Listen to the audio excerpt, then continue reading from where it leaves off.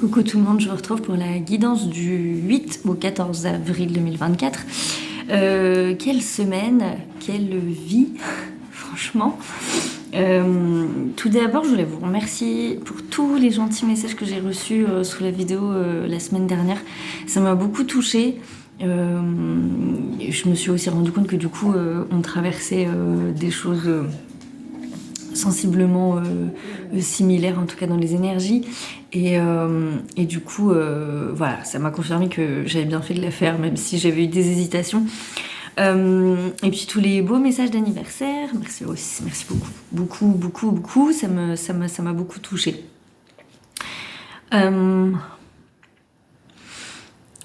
C'est très particulier, les énergies sont vraiment très particulières, c'est quasiment chirurgical en ce moment, c'est très dur. Enfin, ça peut être très dur pour certaines personnes, parce qu'on est traversé par beaucoup d'émotions, et pas que des émotions faciles, de la colère, de la peur. Ça travaille énormément à l'intérieur de nous. On a bien sûr du lâcher prise, on a bien sûr de nouvelles compréhensions qui arrivent, mais c'est vrai que je me suis souvent fait l'effet qu'il y avait un espèce de raz-de-marée à l'intérieur de moi, où d'un côté je comprends pas et il y a des choses qui m'enragent un peu de ne pas comprendre, et en même temps on travaille énormément l'amour de soi, et il se passe de belles choses sur ces notions-là en fait. Donc c'est déstabilisant parce qu'à la fois on ressent un grand bien-être de toucher à cet amour de soi, et en même temps on peut se sentir vraiment triste, on peut se sentir vraiment en souffrance de quitter certaines choses ou certaines relations ou certaines situations. Donc c'est ça où je parlais du mélange d'émotions qui est un peu paradoxal pour le coup, un peu duel aussi, parce qu'à la fois dans la joie et dans la tristesse. Mais en même temps, c'est vraiment intéressant ce qui se passe. C'est vraiment très intéressant. Donc on a, pour le début de la semaine, du coup j'ai utilisé le tarot Soufi. On a celui-là, le chat d'épée. Alors justement, le chat d'épée, là, il vient nous parler de dépasser le mental. C'est très important de dépasser le mental en ce moment parce que il y a beaucoup de choses qui se passent, et que forcément, comme il y a beaucoup de choses qui se passent et des choses qu'on ne comprend pas, qu'est-ce qui va se passer? On va vraiment avoir besoin de beaucoup de questionnements. Eric, dans une de ses dernières vidéos, il parlait d'un espèce de flou où on se sentirait coupé de nos émotions. Ça m'a beaucoup parlé parce que c'est beaucoup ce que j'expérimente. Il n'y a jamais eu une telle dissonance entre ce que je pouvais percevoir avec mes capacités, c'est-à-dire recevoir comme message, comme vision, comme peu importe, comme perception, et en même temps ce qui se passe dans la matière. C'est vraiment tout l'inverse. Mais vraiment tout l'inverse. C'est comme si dans mes visions on me dit non mais c'est bon, cette situation tu peux y aller, c'est ok, vas-y. Et dans la vie, mais j'ai des stops de fou. C'est impressionnant. Donc cette dissonance-là, elle est perturbante parce que du coup on comprend pas, on sait plus, ça fait naître de la peur parce qu'on se dit est-ce que je peux me faire confiance, est-ce que je peux pas me faire confiance, oui mais du coup à quel niveau c'est juste, est-ce que je me trompe pas, et là bam le mental il y va et machin, et on comprend plus rien. Et ce mental-là, il faut absolument le faire taire. Il faut absolument le faire taire parce qu'il nous dessert et qu'il sert à rien, et que là on nous demande vraiment d'aller puiser quelque chose à l'intérieur de nous, de beaucoup plus fort, de beaucoup plus puissant, c'est-à-dire une espèce de foi et une conviction profonde que dans la situation qui nous préoccupe, ça va bien se passer, même si en apparence ça paraît mort, mais mort, vraiment. Il y a des choses complètement dissonantes qui se passent. Je pense que c'est pour renforcer notre foi. Je pense aussi qu'il y a un grand travail de l'ombre en ce moment. Je le crois vraiment. Pour la bonne et simple raison que... Mais je l'ai déjà dit à de multiples reprises, ça va être de la redondance, mais c'est pas grave, peut-être que c'est nécessaire. On est dans une bascule de paradigme. Les règles ont changé. Je suis intimement convaincue qu'il y a beaucoup d'êtres sur Terre que les énergies sombres ont empêché de se réaliser, qu'on qui ont eu des routes barrées, véritablement détournées, des chemins détournés, des choses comme ça. Et pourquoi ? Parce que il y a beaucoup d'êtres sur Terre qui ont des missions bien particulières, que ça soit, je sais pas, peut-être de créer des choses, des mouvements, des mouvements de pensée, des choses, je parle pas forcément sur des trucs internationaux, hein, des fois c'est à des petites échelles, mais les petites échelles, c'est ça qui fait changer le monde.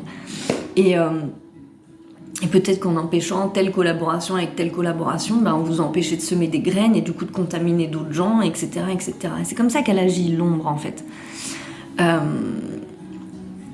J'ai pas envie de m'attarder sur ça, mais ça reste important, puisque la base quand même de la compréhension, c'est que on a une terre, on a une matrice qui a été complètement récupérée par l'ombre depuis longtemps et qui ne fonctionnait jusqu'ici qu'avec ses règles. C'est pour ça qu'on avait une planète complètement dirigée par le pouvoir, l'ego, la domination, etc., etc. Les règles changent. Sauf que dans ce changement de règles, déjà il y a un mouvement, ce mouvement forcément il est lent parce qu'on peut pas changer de paradigme comme ça du jour au lendemain, ça serait trop bizarre et ça serait même pas souhaitable je pense, parce que ça voudrait dire que c'est pas le fruit d'une maturation qui vient de nous, ça voudrait dire qu'on nous l'a inséminé dans l'esprit. Or là c'est à chaque être humain de se transmuter, de transmuter toutes ces parts d'ombre, toutes ces parts de lumière, de comprendre où est l'amour véritable, dans quoi il est placé. Pour ça qu'on vit beaucoup de compréhension en ce moment autour de l'argent. On peut être confronté à des rapports d'argent avec des gens où on se dit oh la vache, on n'a pas les mêmes valeurs quoi. L'argent, l'humain, voilà, l'argent est important, mais quand il dépasse certaines strates, voilà, c'est ce qui se passe à l'échelle collective, mais c'est ce qui se passe aussi à l'échelle individuelle, dans des situations, des choses comme ça. Donc, on travaille toutes ces choses-là, c'est très très très important de se poser les bonnes questions sur ça. Et du coup, forcément, on travaille cette notion d'amour, puisque l'amour transcende tout, et que l'amour, normalement, c'est le moteur de tout. Donc ça doit être le moteur de tous les projets qu'on met en place, de toutes les unions qui doivent se mettre en place également. C'est pareil, hein, sur l'amour, il y a beaucoup de choses qui se passent, il y a beaucoup de compréhension, de redirection. C'est un sujet qui est compliqué parce que ça renvoie à des blessures originelles, ça renvoie aussi beaucoup à du karmique, à des choses qui se sont passées dans des vies antérieures, c'est très compliqué. Là encore, sur le domaine de l'amour, on a été beaucoup récupéré par le mal, les forces obscures vraiment, que ça soit dans le rapport à la sexualité, mais que ça soit dans qu'est-ce que c'est l'amour véritablement, je veux dire un lien entre les deux, entre un homme, une femme, ou deux hommes, deux femmes, peu importe, mais en tout cas un lien pur et sincère. Ça travaille vraiment sur toutes les strates, professionnelles, amoureux, familiales, amicales, tout. S'il te plaît Snoop, j'aimerais travailler, merci beaucoup. Tu peux rester avec moi, mais laisse-moi bosser. Donc il faut dépasser le mental parce que le mental là, ne nous sert à rien. Ce qui va vraiment compter, c'est la guidance du cœur. Alors il y a des gens pour qui c'est plus facile que d'autres. Même pour les gens qui ont l'habitude de suivre leur cœur, c'est compliqué. C'est vraiment compliqué parce que suivre son cœur quand toute la matière nous dit ça n'a pas trop de sens en fait. Ça n'a pas trop de sens et l'être humain quand il n'y a pas de sens, il panique en fait. Il panique. Et c'est aussi là que le nouveau paradigme s'installe. On nous demande d'avoir de nouvelles manières de fonctionner et une nouvelle manière de fonctionner où le mental ne prend plus la part première. Je voulais juste vous lire une partie de la page parce que je la trouvais assez juste. Le chat d'épée est le roi de l'air, des pensées, des idées, de la philosophie et de tout ce qui réside dans le domaine du mental. Il règne sur la puissance et l'autorité intellectuelle. Dans le modèle mental-corps-esprit, il représente le mental. Pour lui, le mental dépasse la matière et la tête dépasse le cœur. Juge et médiateur avisé, il mène par son mental juste et la communication est sa force. Les soufis, cependant, ont traditionnellement favorisé le savoir du cœur par rapport au savoir du mental. Rumi a même fait référence au logicien comme ayant une jambe de bois, non pas parce que la pensée rationnelle est inutile, mais parce que l'analyse, l'argumentation et le besoin de preuves scientifiques limitent votre compréhension des secrets et des vérités de la vie. Comme l'explique Hazrat Inayat Khan, le soufi trouve l'équilibre. La tête sans le cœur montre une intelligence insuffisante. Le cœur sans la tête mène à un déséquilibre. Il faut utiliser ces deux facultés pour trouver l'équilibre. Comment réconciliez-vous les deux en vous? Donc ça, c'est vraiment ce qui va travailler en début de semaine, ce qui, moi, je trouve, travaillait déjà sur la semaine dernière. Il y a vraiment, parce que ça, on est tous très inégaux, il y a des gens qui se laissent beaucoup trop diriger par le cœur en permanence, et il y a des gens qui ne fonctionnent jamais avec le cœur. Ils sont toujours au niveau de leur esprit rationnel, tout le temps, en amour, dans le travail, et c'est vrai que c'est important d'utiliser les deux. Moi, j'avoue que je fonctionne beaucoup avec le cœur, ce qui fait que je réfléchis pas toujours avant de faire ou de parler. La vie m'a appris à fonctionner un petit peu différemment parce que effectivement, parfois on a besoin de recul et de méditer les choses, voilà. Donc il y a une notion d'équilibre. Cette notion d'équilibre, on va la trouver toute la semaine. Je pense que c'est dû à cette nouvelle lune en bélier et vous allez voir, toutes les cartes sont à l'envers. Alors non pas que ça soit dramatique, loin de là, mais on est en Mercure rétrograde, donc on est en introspection, on est en réflexion sur les choses, on n'est pas dans une logique de je fonce, tête baissée, j'y vais et je réfléchis après. On est vraiment dans le sens inverse, on est vraiment dans le questionnement. Et là, on nous demande de peser notre mental, de regarder là où ça travaille pas, à quel moment je fais fonctionner véritablement mon cœur. Est-ce que je fais véritablement fonctionner mon cœur d'ailleurs, ou est-ce que je fais fonctionner une blessure? Où se place mon mental? Comment j'arrive à donner? Comment j'arrive à recevoir? Où est-ce que je donne trop? Où est-ce que je ne suis pas assez? Dans ma propre vie, dans celle des autres. C'est tout ça là qui travaille avec le prisme premier de cet amour qu'on se donne. Mais comment je me le donne? Est-ce que je laisse entrer? De toute façon, c'est un peu l'histoire de ce monde. Soit on donne trop, soit on est trop dans la retenue et du coup on laisse plus rien passer. Encore une fois, on est quand même nombreux, je trouve, surtout depuis ces dernières semaines, ces derniers mois, à constater à quel point on a été traumatisé par la vie, à quel point, parce qu'on a tellement souffert ces derniers temps, on est un peu en mode, bien qu'on ait le cœur ouvert et bien qu'on soit des personnes très gentilles, on est vraiment en mode protection. Sauf que qui dit protection dit à un moment donné qu'on empêche aussi une énergie d'entrée. Et là, c'est pour ça que je parlais vraiment d'une subtilité chirurgicale, parce que énergétiquement, il faut vraiment doser au millimètre près ce qu'on émet, ce qu'on accepte de recevoir. Et l'ego est très présent. D'ailleurs, il interviendra sur la carte de la thématique de la semaine. Donc voilà l'énergie pour le début de la semaine. Pour le milieu de la semaine, c'est la fille de bâton qui est ressortie. Et là, elle parle d'équilibre aussi. D'équilibre dans l'énergie qu'on va mettre dans les choses. C'est-à-dire qu'on pourrait avoir des projets à cœur, des choses qui nous font plaisir, mais qu'on a envie de mettre en place, ou une relation, peu importe, encore une fois ce que c'est. Mais finalement, comment on dose l'énergie qu'on va mettre dedans, comment on jauge aussi dans notre différence cet équilibre, parce que cette carte elle parle aussi, j'ai tiré une autre carte avec, qui est le 2 de bâton, et cette carte elle parle de l'équilibre entre l'audace qu'on peut avoir quand on est dans la création d'un projet, la créativité, et aussi l'agressivité qu'on peut avoir aussi quand on est porteur comme ça de créativité sur un projet auquel on tient beaucoup, ou parfois on peut avoir tendance à être complètement un peu rentre dedans quoi, dans l'énergie. Et là encore, il y a une notion d'équilibre dans l'énergie qu'on donne aux choses et qu'on va mettre dans les projets. Et il y a des gens, par exemple, ça sera... J'ai beaucoup ce truc-là en ce moment. Il y a des fois, j'ai vraiment l'impression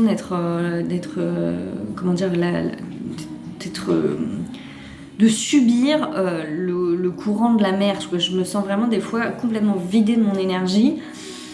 D'ailleurs, je le dis souvent en ce moment, j'ai pas d'énergie, parce qu'en fait, à l'intérieur de moi, il y a quelque chose qui est mal dosé dans ce que je veux mettre en place. Moi, mon pire problème, vraiment, c'est que je n'arrive pas à doser l'équilibre du travail et du repos. Dire que moi, je suis tout le temps en action, et puis quand, forcément, à des moments, mon corps m'arrête, et là, je m'éteins, quoi. Et ça, c'est un vrai déséquilibre que j'ai beaucoup de mal à doser, même si par moments j'y arrive, et encore une fois, je ne cesse de le dire, désolée, mais mon fils et mon chien m'aident beaucoup à ça, parce que, en fait, c'est pas comme ça, mais j'ai du mal à intégrer que, du coup, dans certaines phases, on a de l'action, et puis à certains moments, on a du repos. Un repos qui est nécessaire, en fait, ça sert à rien de tenir. Moi, je tiens... je tiens tout le temps. Un refus de lâcher prise, mais qui est immense, quoi. Je vous donne je sais pas si je vous l'ai donné cette anecdote, mais vraiment, quand j'ai accouché, c'est ridicule. Elle est ridicule, cette anecdote, mais elle en dit long sur moi et sur mon fonctionnement. Donc, je fais une péridurale, c'est une césarienne. Donc, la péridurale agit, je ne peux plus bouger les jambes, mon fils naît, tout va bien, et on me met dans la salle de réveil.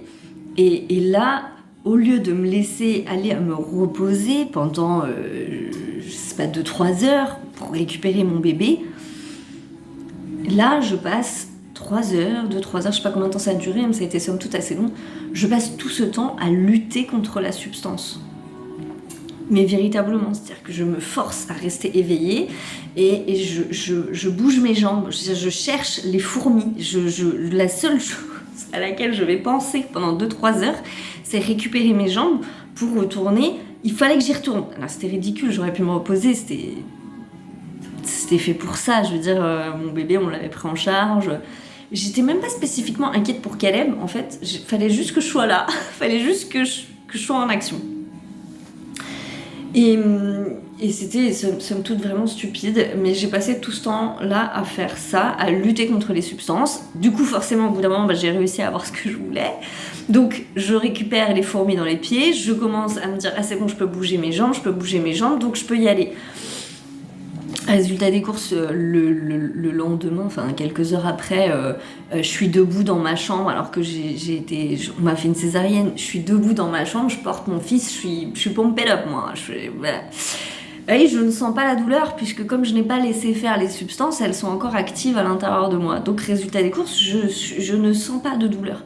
Les infirmières, tout ça, elles arrivent à me dire « Oh, dis donc, vous marchez après une césarienne, nickel, c'est cool et tout, vraiment bien ». Mais le lendemain, j'ai eu un mal de chien, en fait, parce qu'une fois que toutes les substances étaient évacuées, du coup, j'ai eu super mal. Voilà.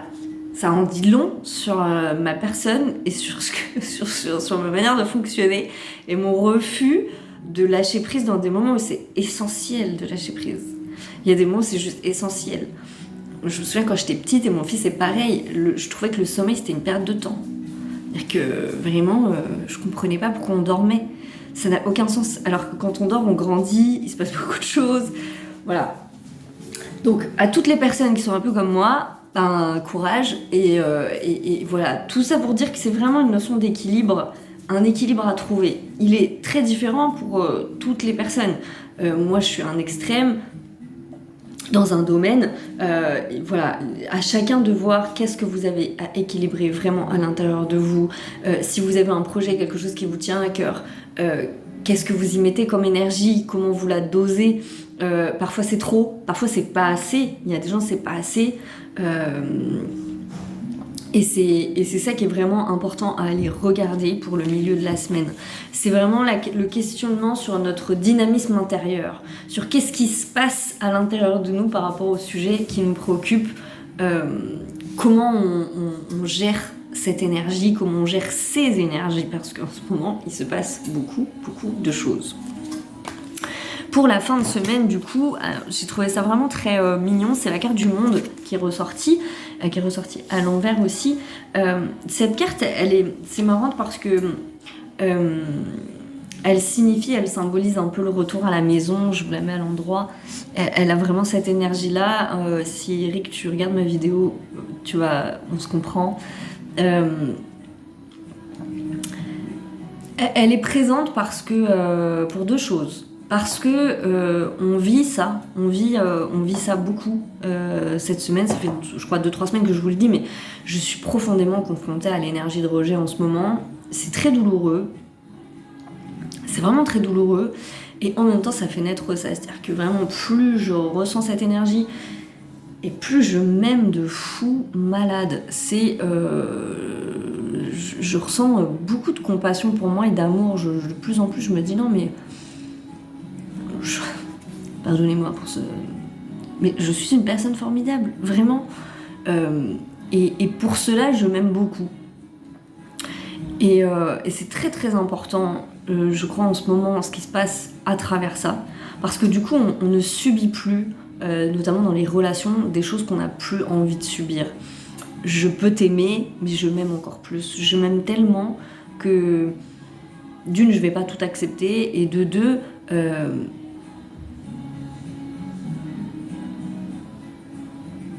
on revient à notre divinité, on revient à ce qu'on est vraiment, véritablement. Et je me laissais aller à réfléchir tout à l'heure et à me dire, c'est marrant parce que vous pouvez pas savoir le nombre de fois, alors là forcément ça va être un parallèle amoureux, mais c'est parce que c'est vraiment une illustration, mais le nombre de fois où des hommes ont pu me dire non mais avec toi j'ai imaginé le potentiel, et à chaque fois cette phrase elle me violentait parce que je me disais mais c'est horrible de dire ça à quelqu'un. C'est horrible parce que ça veut dire que en fait tu la façonnes déjà cette personne, quand tu la regardes, tu la prends pas telle qu'elle est, tu imagines ce qu'elle pourrait devenir, donc elle te satisfait pas telle qu'elle est finalement. Et dans les relations amoureuses, j'ai souvent ressenti cette énergie de... Mais même dans ma vie, ma mère m'a éduquée beaucoup comme ça, en étant...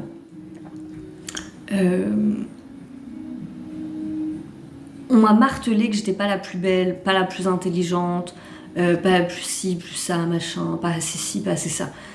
Et factuellement, c'est vrai, je veux dire, objectivement, là, je suis loin d'être un top modèle, mais très rapidement dans ma vie, je me suis dit, ben, je suis ce que je suis, même physiquement, mais je sais quel est mon cœur, où sont mes valeurs, ce que je donne aux gens, comment j'aime quelqu'un, que ce soit en amitié ou en amour. J'ai des défauts, bien évidemment, comme tout le monde, j'en ai bon nombre, mais je connais mon cœur. Et c'est le plus important. Dans tout ça, c'est le plus important. Et c'est ça, en fait, qu'on nous demande quand on nous dit de nous aimer. C'est, ben oui, je connais mes défauts, je sais mes défauts physiques, je sais mes défauts de caractère, mais je sais que je ne cherche pas à atteindre la perfection, je suis juste moi et je m'aime moi tel que je suis. Parce que chacun de mes défauts, chacune de mes ombres, je sais pourquoi ils sont là. Et j'ai fini par les apprécier parce que, en fait, ils m'apportent aussi. Et vous voyez, c'est cette espèce de tout ce qu'on pourrait vous reprocher dans la vie, tout ce qu'on pourrait vous dire, non mais bon, ouais, Morgane elle est gentille, mais voilà, ben c'est précisément pour ces mais qu'on va s'aimer encore plus. Qu'on va s'aimer encore plus fort. Et moi, je me surprends à vivre ça, mais de manière... Enfin, c'est fou, quoi. C'est fou. Alors, c'est ce que j'ai expérimenté avec le logement, mais je l'expérimente vraiment dans plein de domaines. Et c'est en ça où je vous dis, ben... Ah, il y a un j'en ai plus rien à foutre, quoi. Mais vraiment, qui vient naître, j'en ai plus rien à foutre. Vous me voyez pas, moi je sais qui je suis. Si vous avez envie de pas voir et vous préférez vous attacher au fait que mon physique il est pas comme ci, ou ma personnalité elle est trop comme ça, ou... c'est que vous me regardez pas avec les yeux du cœur. Si vous me regardez pas avec les yeux du cœur, vous n'avez rien à faire dans ma vie. C'est vraiment aussi simple que ça. Parce que moi, quand je regarde quelqu'un, je le regarde avec le cœur. Je sais pas d'imaginer son potentiel. Je vois son âme. Je sais ce qu'il est. Et parce que je sais ce qu'il est, je le traite avec le respect qui va avec. Donc forcément, si on s'aime suffisamment, on ne peut qu'attendre la même chose, en fait. Et il n'y a que ça qui a de la valeur. Il n'y a que ça qui a de la valeur. C'est aussi ça l'équilibre, je crois, et toutes ces questions sur le mental qu'on se pose, c'est-à-dire de voir à quoi on attache de l'importance finalement dans la vie, dans nos relations, avec les êtres qu'on croise, dans toutes nos relations, qu'est-ce qui compte vraiment. Donc ça, c'est cette notion de retour à la maison, elle est là. La deuxième signification, et c'est marrant parce que j'ai entendu une phrase hier, j'ai vraiment hâte d'avoir un petit peu plus d'énergie et de temps, parce que j'ai entendu une phrase, j'ai entendu un appel à la prière en fait. Et j'ai entendu le début d'un texte qu'un jour j'écrirai sûrement, mais j'ai entendu comme un appel à la prière, je me libère. Et cette phrase, elle avait ce sens de se dire, c'est tellement fort là le besoin de libération, il est tellement intense, il est tellement puissant, il est tellement... Plus jamais on m'empêche d'être moi-même, plus jamais on m'emprisonne, on me met en cage, on me fait comprendre que je suis pas assez, plus jamais. Il y a une transcendance vraiment très forte là-dessus. Comme un appel à la prière, aussi fort que... Ça va être vraiment l'énergie du dernier souffle, quoi. Je n'en peux tellement plus, c'est tellement souffrentiel en ce moment. Je viens de l'inventer ce mot-là, je crois qu'il n'existe pas, mais c'est pas grave. C'est tellement de souffrance, vous voyez, dans ces énergies-là, de rejet, d'incompréhension, de voir des gens, mais vraiment ne pas nous voir bugger sur des choses où ils vont s'attacher à des détails plutôt qu'à ce que vous êtes véritablement, que ça fait naître quelque chose de transcendant. J'ai pas d'autres mots, c'est très bizarre. Et donc on a cette énergie-là de retour à la maison, il y a quelque chose qui revient. Mais il y a aussi la notion d'un ralentissement. Ça va être, je pense, une semaine assez lente, un peu comme on a vécu la semaine dernière quand même, avec des petites différences, mais dans l'énergie, une énergie d'introspection, une certaine forme de lenteur. Pour moi, il y a un changement à partir du 15, de ce que j'ai perçu dans cette carte. Et sur le week-end, c'est marrant, j'ai vraiment l'énergie d'un ralentissement avant propulsion, quoi. Il y a vraiment cet esprit-là.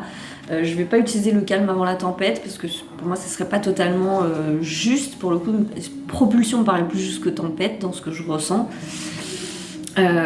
Et du coup, voilà pour la fin de la semaine. Donc je pense qu'on a des jolies énergies. Il y a vraiment la notion, dans la carte du monde, de se féliciter aussi de son parcours. Donc de ce qu'on a pu traverser. Pour la carte de la thématique de la semaine, du coup, j'ai tiré la carte du Gort, donc c'est le lierre. Alors ça m'a fait sourire parce que le lierre, c'est l'ami des sorcières. C'est aussi une plante qui est très utile dans ce qui concerne les luttes contre les forces obscures, contre les énergies un petit peu cacaboudin.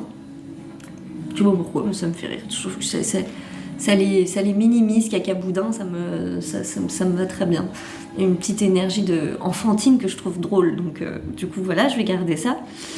C'est la carte de l'union, de la fidélité.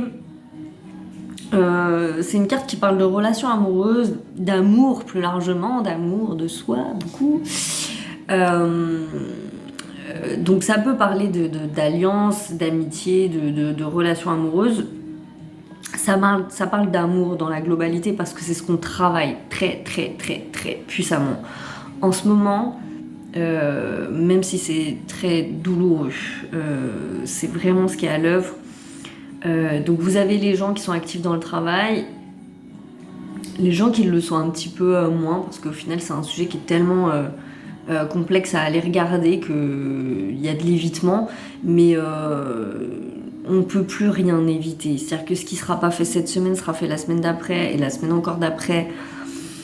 Moi je vous dis, en 2020 j'ai vraiment entendu que personne n'aurait le choix, et je ne fais que le constater, que personne n'a le choix et personne ne l'aura. C'est-à-dire que même si là vous vous dites aujourd'hui, oh, il y a des gens qui ne travaillent pas beaucoup, vous verrez dans les années à venir, dans les 3 ans à venir, il va se passer des choses et tout le monde va y aller, parce que vraiment on n'a plus le choix, on n'a plus le temps, on n'a plus... Voilà, donc on y va tous, à notre rythme, mais on y va. Donc on avait cette carte-là, et alors c'est marrant, parce que pour la deuxième carte, donc c'est Eada qui est sortie, qui est le peuplier blanc, je crois. Oui, peuplier blanc. Et alors, cette carte, elle parle d'expression, de transmission, de confidence. Et alors, j'entends beaucoup en ce moment que je dois exprimer les choses telles qu'elles sont. Et je n'y arrive pas. Figurez-vous, je n'y arrive pas. Et je n'y arrive pas pourquoi ? Parce qu'il y a de l'ego, en fait. Dans le sens où je sens que il y a des choses que j'aimerais bien exprimer. Mais je suis un peu en mode... je parle pas aux cons, ça les instruit. Ou en mode...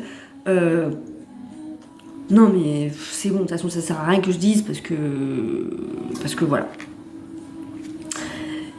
Donc c'est de l'ego, c'est clairement de l'ego, c'est de la blessure, c'est genre... voilà, c'est naze. Puis d'un côté je me retiens aussi parce que je me dis mais...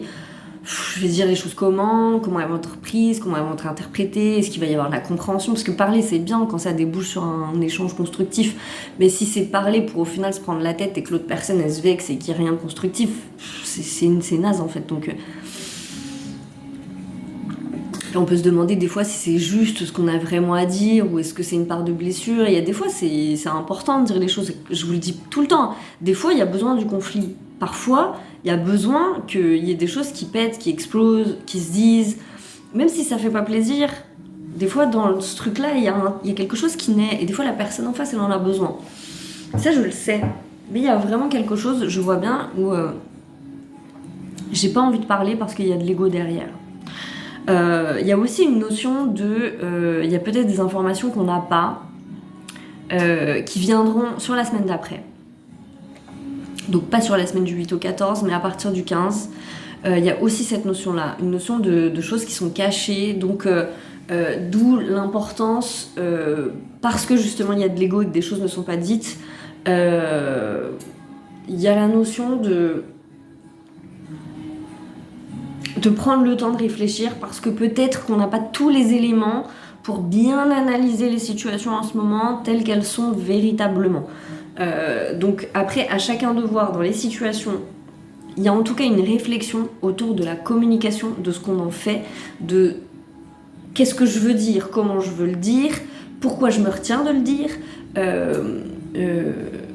Des fois j'ai l'impression que j'ai un accent belge, c'est très étrange, je ne sais pas d'où ça vient. Enfin bref, peu importe, c'est un détail. Donc comment je dis les choses, pourquoi est-ce que j'ai envie de les dire, pourquoi est-ce que je les retiens, est-ce que c'est juste que je les retienne. On est toujours dans cette énergie de questionnement, pas dans le sens où je vais faire tourner mon mental à 8000, mais dans le sens où on se regarde, on s'observe, on se voit agir, on voit les situations se faire, on se dit tiens finalement pourquoi là je ressens ça, là j'aimerais bien lui dire ça, pourquoi je le retiens, est-ce que c'est juste, est-ce que voilà, je pense qu'il y a un vrai besoin de recul. C'est paradoxal encore une fois ce que je vous dis, parce qu'il y a un besoin de recul et d'analyse et en même temps on ne doit pas utiliser le mental. Mais c'est tout à l'échelle de ce qu'on vit en fait. C'est comme si, alors on prend du recul, on analyse, mais finalement on regarde la situation pas avec le spectre de notre mental et du coup de notre cérébral, du cerveau, mais on le regarde et on le projette avec le cœur, pour qu'il y ait une compréhension globale de la situation. Et cette compréhension globale de la situation, elle va nous englober nous, mais forcément elle va englober l'autre aussi. Et c'est très important dans la communication d'englober l'autre. C'est pour ça qu'on dit souvent, ne prends pas trop à cœur ce qu'on te dit, parce que tu ne sais pas finalement l'autre où il en est, ce qu'il est en train de traverser comme blessure, etc. Et je l'entends beaucoup en ce moment, de ne pas prendre les choses à cœur. Et c'est très difficile de ne pas prendre les choses à cœur, surtout quand on ressent des énergies, quand on ressent des choses. Donc voilà, il y a vraiment cette énergie-là de réfléchir à notre expression, à la transmission, aux confidences, à ce qu'on dit, ce qu'on ne dit pas, et à réfléchir peut-être à la notion de ce qui nous est encore caché. Et la toute dernière carte, mais je ne sais pas si elle est vraiment, enfin si elle est utile parce qu'elle vient rappeler la notion de protection. J'ai retiré une carte avec l'oracle de Kuan Yin parce que je crois profondément qu'elle nous aide beaucoup en ce moment avec l'énergie de Kuan Yin assez fondamentale. Et c'est la mer ardente. Cette carte, elle vient vraiment nous parler de sécurité. Et j'ai hésité à la mettre quand même, et j'ai décidé de la dire quand même parce que je crois qu'on a besoin de savoir qu'on est en sécurité en ce moment. Ce qu'on vit, c'est tellement perturbant.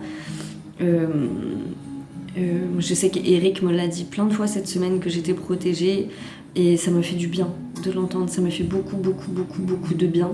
Parce que quand on est perturbé... c'est super rassurant de savoir qu'on est quand même guidé, que même si là c'est le chaos total et qu'on comprend plus rien, bah on est quand même soutenu, on est quand même protégé.